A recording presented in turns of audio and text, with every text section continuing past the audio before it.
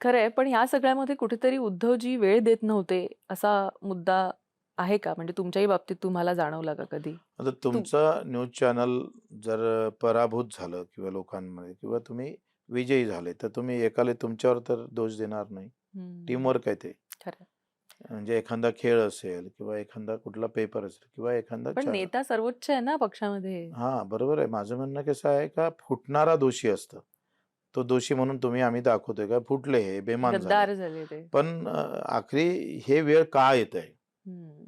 आखरी ही वेळ काँग्रेसवर का नाही आली ही विषय? काँग्रेस पण विरोधात आहे. राष्ट्रवादी शरद पवार साहेबांचा गट प प प तिथे आपण पाहतो का काही काळात ते थांबलेलं आहे. इथं का चालू आहे? तर याचं थोडं मला असं वाटतं का फक्त फुटणाऱ्याला दोष दिल्यापेक्षा काही परिस्थितीला.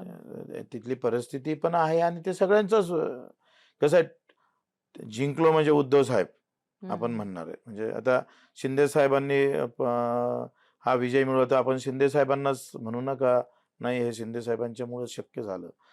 तसंच जेव्हा जिंकलं तेव्हा लोकांनी उद्धव साहेबाचं नाव-गाव केलं. ते मुख्यमंत्री झाले, वेल राजकारण केलं. असं म्हटलंच लोकांनी, असं नाही आहे.